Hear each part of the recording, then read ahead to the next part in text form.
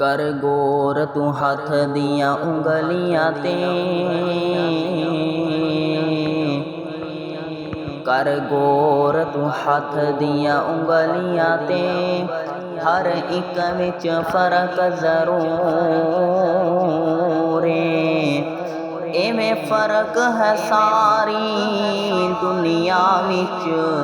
कोई जाबर कोई मजबूर ते कोई तरसे तन दियां कपड़ियां तो, ते कोई तरसे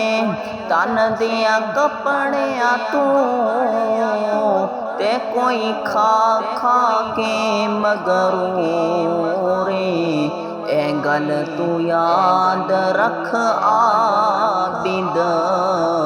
हर एक ने मरना जरूर।